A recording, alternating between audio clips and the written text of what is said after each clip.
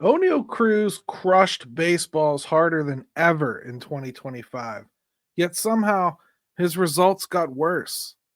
Today, we dig into what happened, and I tell you if I still see a 40 home run monster waiting to break out.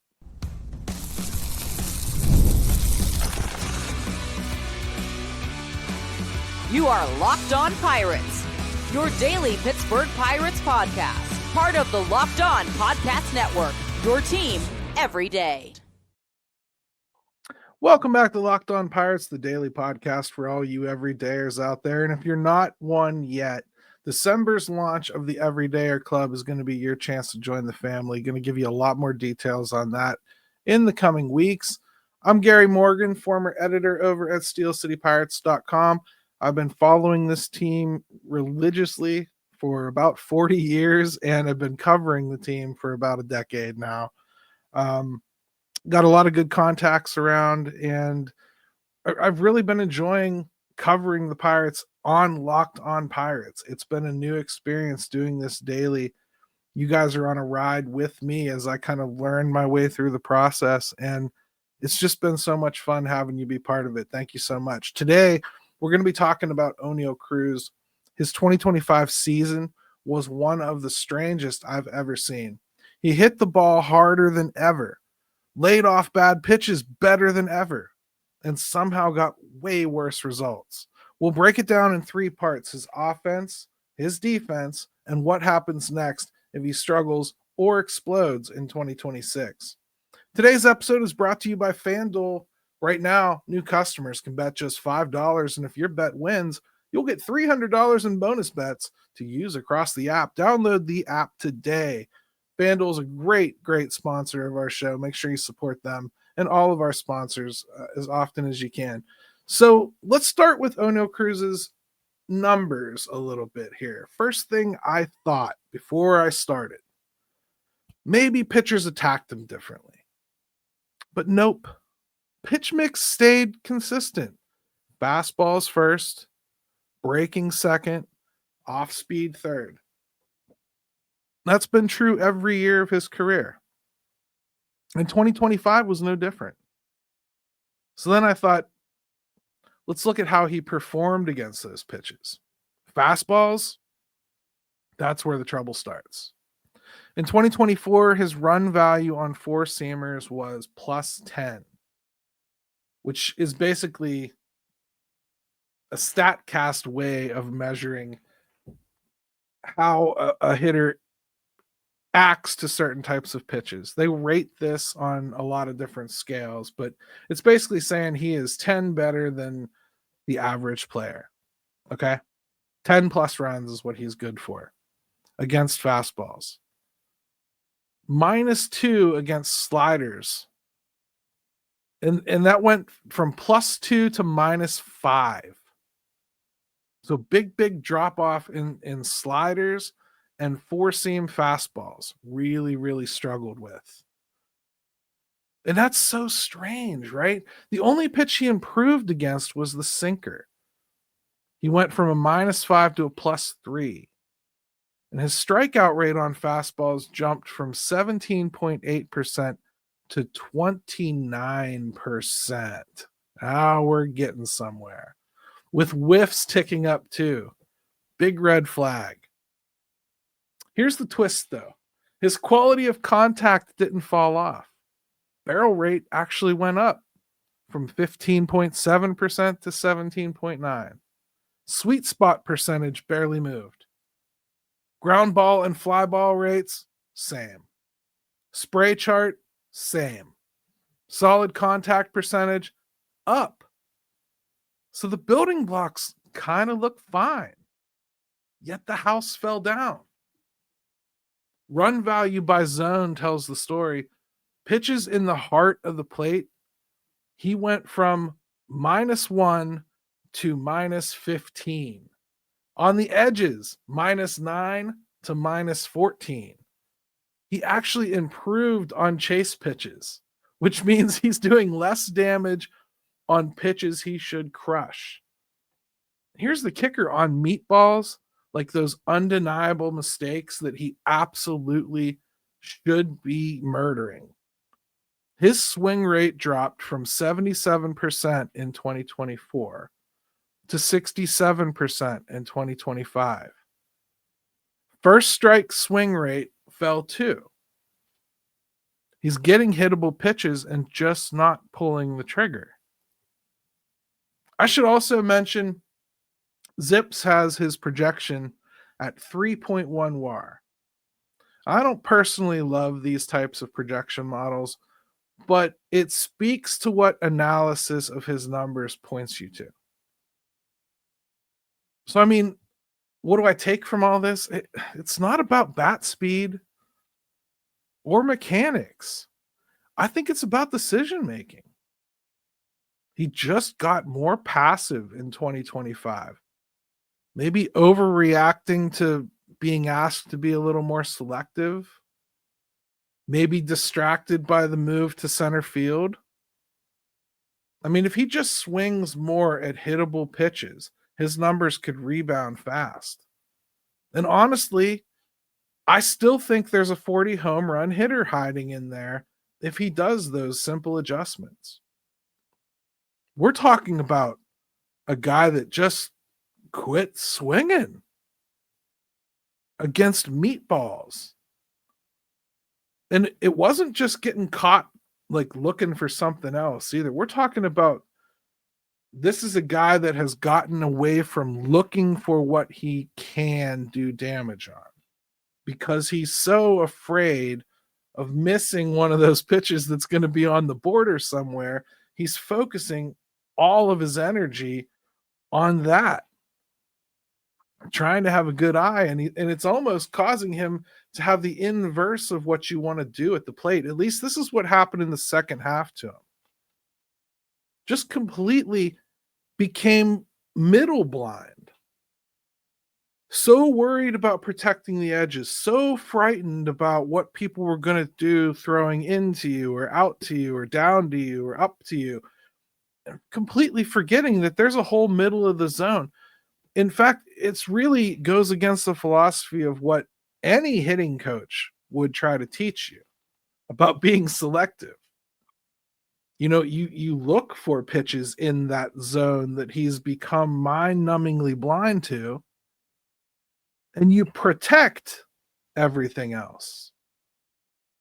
You know, and Oneil has gotten to the point where he's just being too selective and then being forced to pull the trigger on a third pitch or fourth if he manages to get a ball somewhere in there.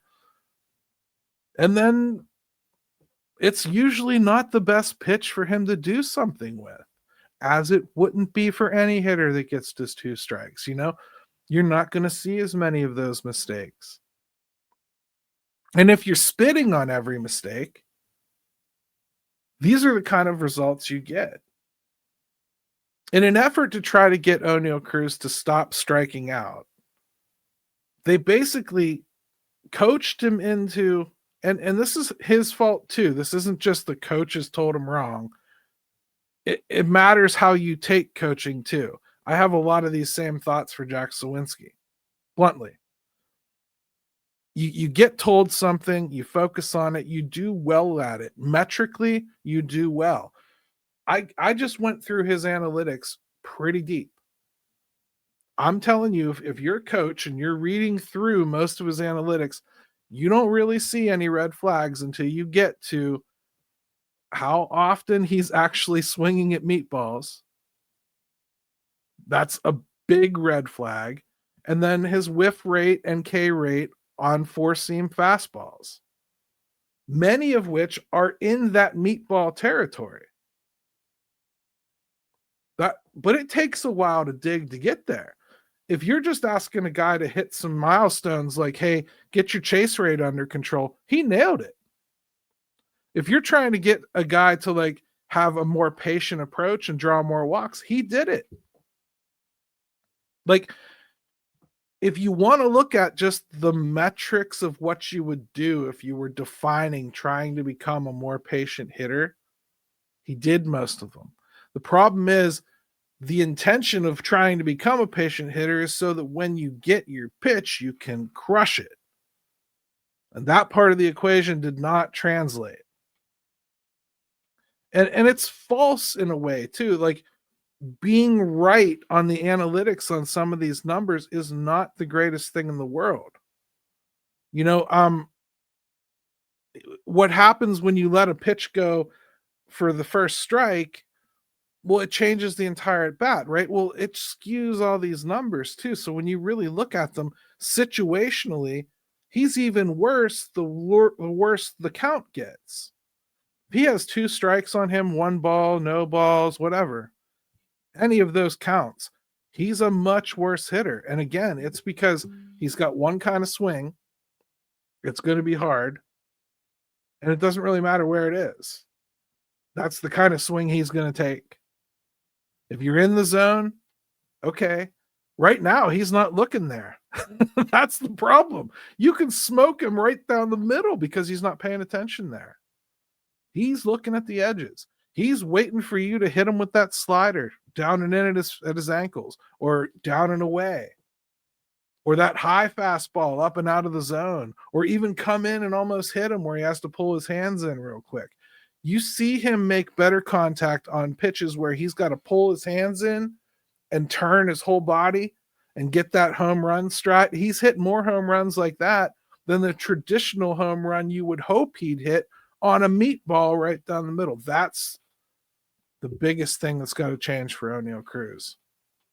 If he can do that, if he can flip that switch, if he can get a little less selective without slipping all the way back into having a terrible chase rate, and let that barrel rate that you have naturally follow you through into hitting meatballs, the numbers are just going to take a ride.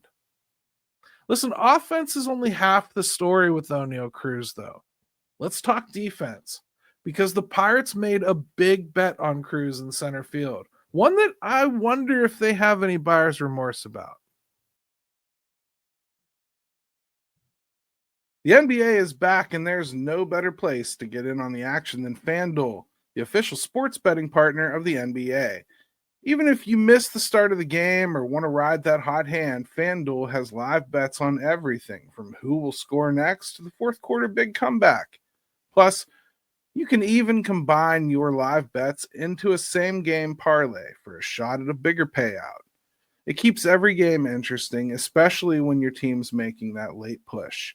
Right now, FanDuel is giving new customers $300 in bonus bets when your first $5 bet wins. So head to FanDuel.com and sign up and play your game with FanDuel, the official sports betting partner of the NBA.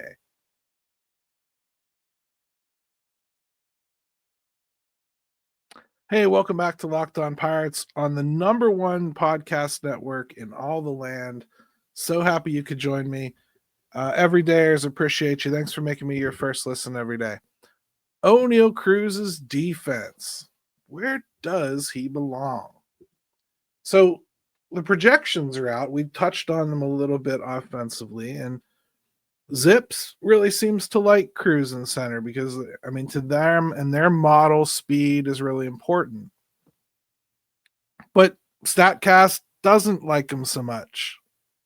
You know, StatCast has him a little bit less than Zips, and SIS has him very bad in center field.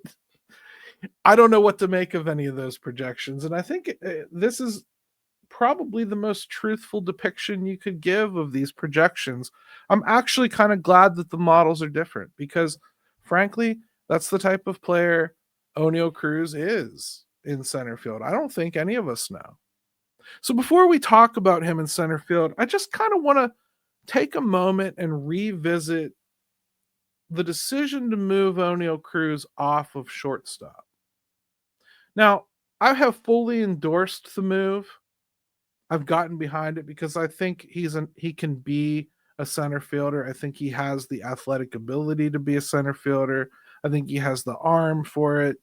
If not, I think he can move to right field. I always felt he was going to be limited by Father Time at shortstop because he's either going to bulk out of the position, I felt, or he's just going to age out of the position where like it's a lot harder to get that much leverage, to get that low, to get balls over and over again. I just think it's a much harder position on his body. I felt like eventually that was going to come to an end anyway, but it didn't have to come to an end as early as it did. At the time, I was saying, I think that until there's somebody pushing Oneill Cruz out of shortstop, I'm not sure that I 100% see why you need to push him out of shortstop. Then I watched him play there for a few years, and yeah, I came to the conclusion that I thought they needed to think about moving him. But I guess I feel like in some ways, perhaps it would have been better off done straight up in the off season without any in season experience there. And I think they really should have upgraded shortstop more than IKF if that was the plan they wanted to go with. Here we had what we considered to be a generational talent. You can question whether that's true or not anymore. I think that's kind of what we're doing today in this show. But he was at least an athletic shortstop. He did get to an awful lot of balls. He made some poor throws. He made some poor decisions. I think we're seeing poor throws and decisions in center field too. I can argue it's just as important a position on the diamond. I can argue that it causes almost just as much pain as having the errors at shortstop. The Reds seem to be dealing with it with Ellie De La Cruz for now. We'll see how long that lasts with them. I think they have a lot of the same issue with their player at shortstop, and I think they'll come to the same conclusion at some point. So I don't have a lot of sour grapes on the move in general. I would just say they weren't really ready for it. I didn't think they needed to push it right then. I think they needed to do a better job of preparing him for it. Maybe he didn't embrace it right away. I can understand that. But pride should take over. And if it doesn't, you maybe have a bigger problem with the player. Regardless, the move has happened now. He's at center field. And I've seen some of you suggesting to me in AMAs that maybe it would be prudent to think about moving him back into the infield and putting him at third base. You know, you got a hole at third base.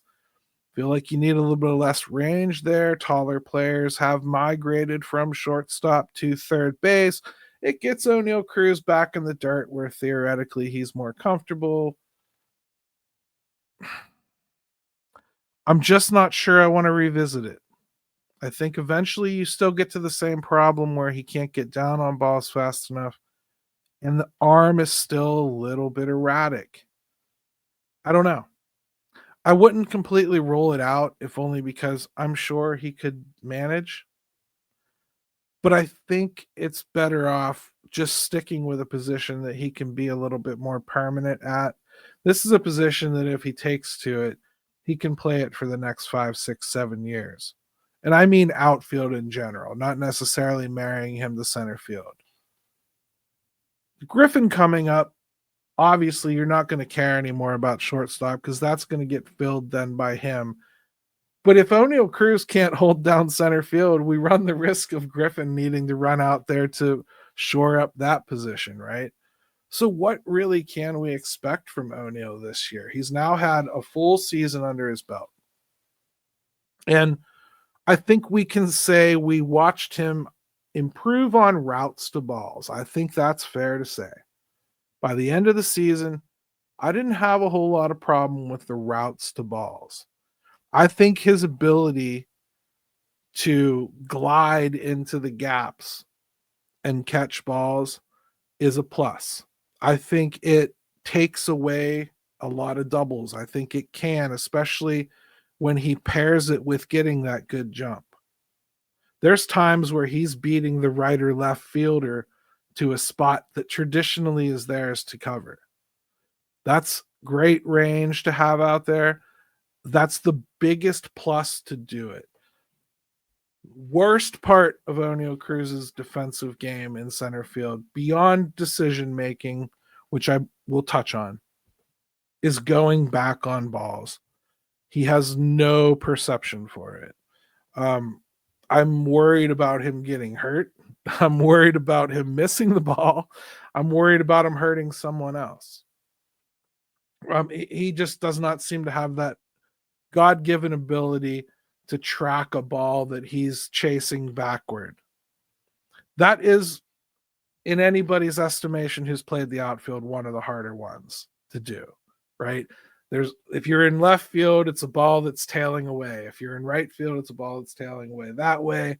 If you're in center field, it's a ball over your head. Those are tough. And then atom balls are tough in the outfield too, depending on where you are, because you don't always pick up on the depth perception of what it is. He's got some things to learn, but his speed makes up for an awful lot. Now, we've said that same thing for Ji-hwan Bae. Oneill Cruz can get good in the outfield. I want to give him another year. I want to not just trust what I saw in the first year he tried to do it at any level, mind you. I want to see him do it a little bit more. I'd like the Pirates to invest a little bit more in getting him some individualized coaching. Maybe they are this offseason. I haven't had a chance to ask anybody. But I think that's an important thing. Pirates, I think, are going to be good in the infield. I just don't believe that Oneill Cruz has a place there, and I think I want to move on from that. Corner outfield, though, is a possibility. And would you pull the trigger on that this year? Boy, I don't know. If he's on the same pace he was last year for errors, it would kind of be hard not to make that decision, right? You got to have another center fielder in mind, though. And again, that could be Griffin.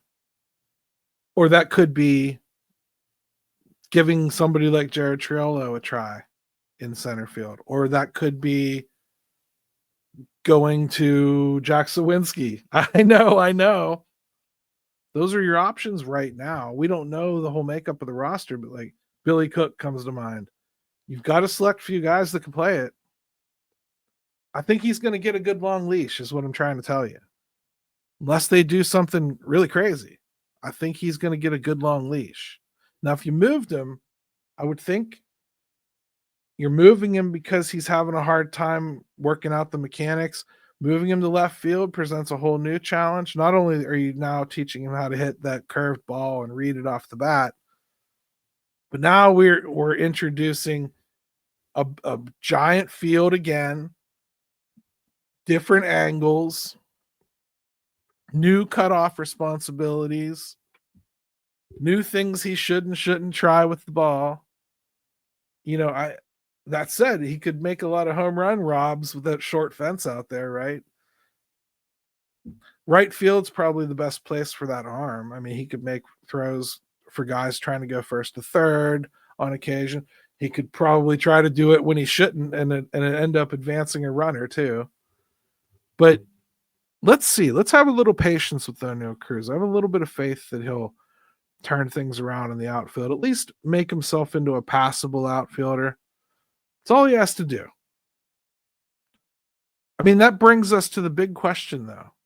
What happens next? Like, if he's good, now we've only got a couple years left. I mean, that's going to be a whole new challenge, right?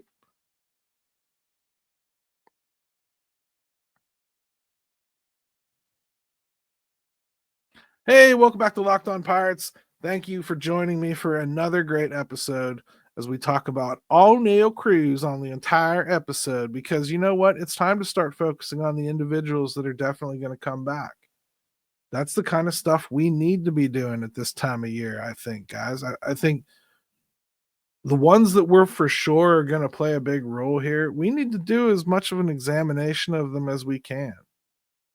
Oneill Cruz takes off in 2026. The Pirates have a new problem.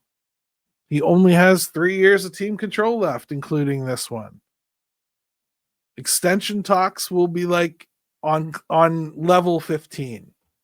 If he goes out there and does what we kind of hoped he would do last year, this year, then he's only got 2 years of arbitration left, and we are all going to have some very tight sphincters, knowing that this team is probably not going to be able to keep him anymore.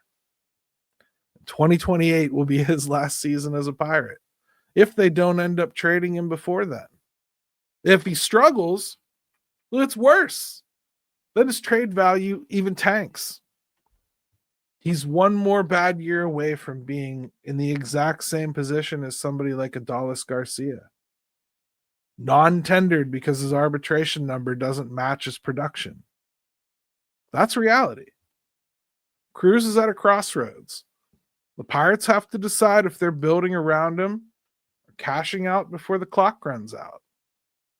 This is a huge year for Oneill Cruz and the Pirates. Now, I'll lean on the side of it would be best for business if Oneill Cruz was great.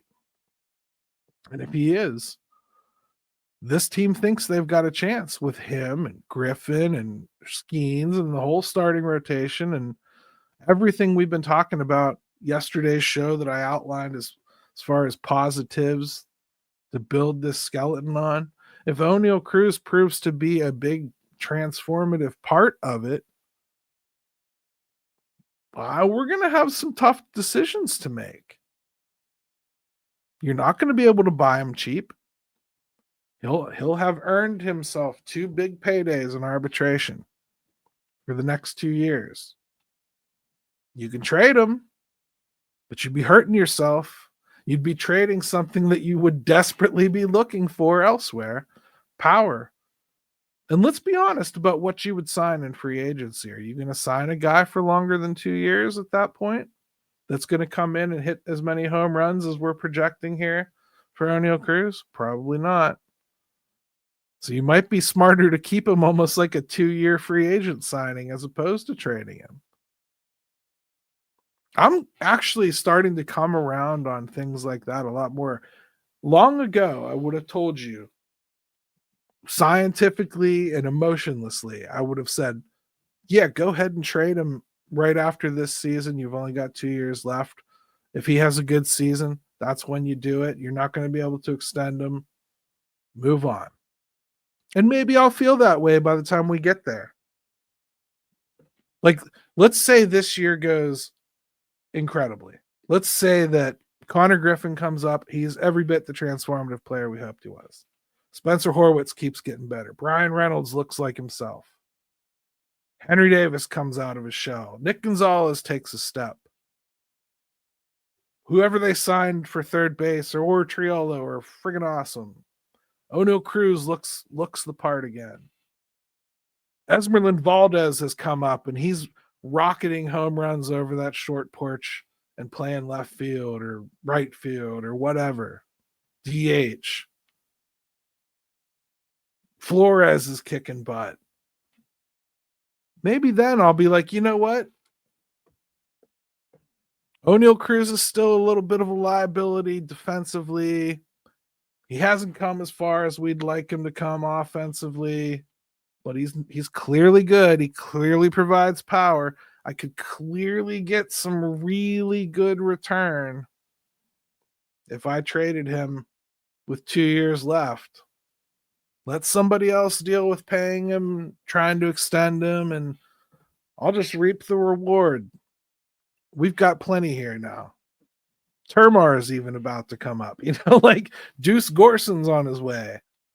Who knows what we'll say a year from now? Next offseason, I could be wholeheartedly endorsing moving on from him. I'm just saying at this point, no matter what you've already decided, I've seen many of you tell me that they should DFA Oneill Cruz, and I've taken just about every opportunity I could to tell you how bat crap crazy that is. You would never do it right now. No sane team would. No sane team fan would either if you really sat down to think about it for a few minutes. It's just being bitter about a guy that didn't have an optimal season. Still a valuable season. Still poised to do more this year. And if he does, boy, is it going to heat up. That conversation is going to be heated on both ends. There's going to be people that passionately tell you to trade him, and there's going to be people that passionately tell you to extend him. It's going to be a whole thing. If I'm the Pirates, I'm already on to the next generation. I'm shooting for Skeens and Griffin, and if Davis does something this year, maybe you try him. Nick Gonzalez, you start worrying about if he's going to take a step. You're going to be running into his arbitration years. I start moving on to that next batch. To me, I've already mentally written off Oneill Cruz. And I don't mean that I plan on crusading all year to get him off this team, but he had a bad year last year. I need to see some improvement on the defensive side of things, or he becomes a very one-dimensional and wasteful designated hitter. And I hope he hits. Hitting is the best thing Oneill Cruz could do for himself and the Pirates, and that has nothing to do with whether the Pirates keep him or anything. The value of Oneill Cruz is quintessential. It's super important. He has to be valuable one way or another. He's key to this whole thing. If he's bad this year, if he struggles and his trade value tanks, I don't know what you do. I don't know what you do. Like, if last year is just him, 20 home runs, and you're going to deal with everything else, I don't know. I don't know if that's going to be good enough to keep him here. I don't know if that would be good enough to even hold off what I think they have coming in the near future. We'll see. I have a lot of questions about this team. This is one of the very biggest I have. I really mean this sincerely. If Oneill Cruz is a 30 home run hitter and plays average defense in center field this year, I think it'd be very hard to see this team not do something this year. And that's even with their current setup, nothing more than the expectation of Konnor Griffin coming up. That's it. Just Oneill Cruz improving. I think it changes their team that much. If he's what he was last year, I think they only go so far. He's an important player, whether you want him to be or not. That's it for today's episode.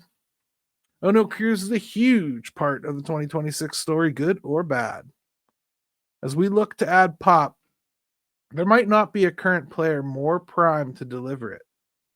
We're serious about Pirates baseball because somebody has to be. Let's go Bucks.